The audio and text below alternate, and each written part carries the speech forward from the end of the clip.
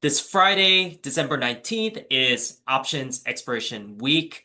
It's the monthly expirations. On top of that, triple witching. A lot of options are expiring. There's going to be a lot of volatility. Why do I say this? On top of that, we have another risk event with the stock market. That's the Bank of Japan. Bank of Japan is expected to raise the interest rates from zero point 0.5 to 0.75, and this will be the highest in the last 30 years.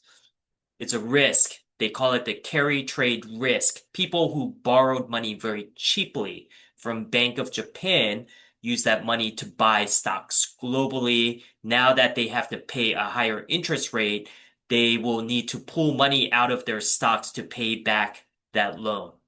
And so this could affect the global markets, and that is what I'm bracing for. And I'm going to talk you through how I plan to mitigate risk around that date, around that high volatility period. So let's jump right in. Just a quick look at the article here, Bank of Japan. They're set to hike rates to a 30-year high. Just a 0.25 move, still, it's enough to cause investors to worry, especially Bitcoin holders or any high risk asset holders.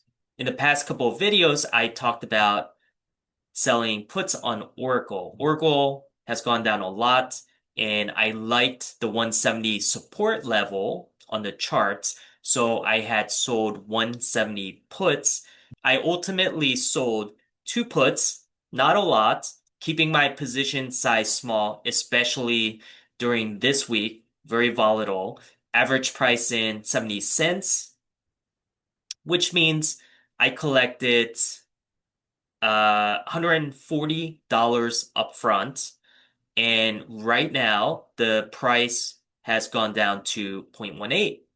What does that mean? So I'm going to talk you through exactly in the context of today's uh, global markets, what I plan to do. So when the market opens on Wednesday, so there's only Wednesday, Thursday, and Friday, 3 days left to expiration, and I had sold it for 70 cents. I can buy it back at 18 cents, which means I've already collected nearly $50 in profit, which means I made over 70% just by holding it for 2 days. If I had sold 10 contracts, then my take would have been $700. I only sold two contracts to get $140. I mentioned this because these things do add up and it does scale depending on how much risk you're willing to put into one position. And so I have various positions. So instead of putting 10 in one, I spread them out. Like, for example, I had sold puts on NVIDIA long, which is a 2 times ETF on NVIDIA. And for that one, I collected $47.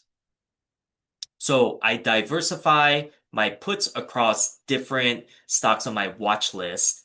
And I'm showing you today, Oracle, and what I plan to do after collecting 70% in just 2 days. So today I'm just going to show you how I plan to close out of this position uh, when the market opens. And hopefully I can squeeze out a little bit more profit. But either case, I want to close out this position, namely for the global risk that could be coming up. Okay, there's nothing guaranteed. And number two is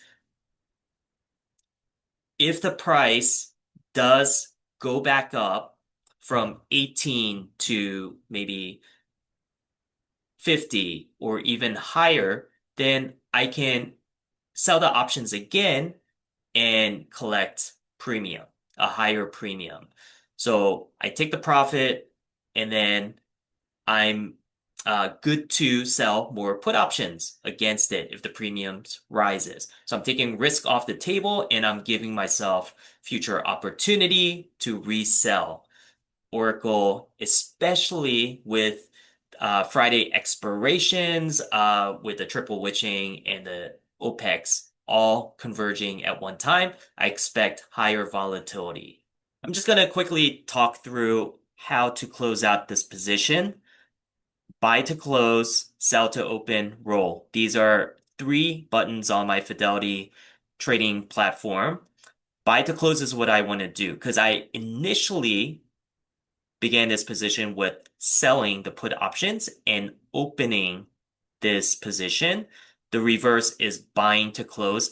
And then rolling is just to do the same position, but at a later date. So I can roll this into next month's expiration. Instead of December, it expires January of next year. So basically, rolling would be closing this out and reopening the position to expire a month out. But simply, I will close buy to close. And you can see that it filled out everything. Here's a symbol, and the action is closing out this position for two contracts, which I have open right now. And it's a put and expiration, the strike price 170. And so right now the midpoint is 0.16. So I would just say 0.17, which is the midpoint. And that's it. I would just have to put in 0.17, and you can see this is my take, and that's it. If my trade executes, then I close out of this options position on Oracle, and then I can wait for premiums to rise to re-enter the same position and collect more money. I hope you liked today's video. If you enjoyed it, please subscribe, and I look forward to seeing you in the next upcoming videos.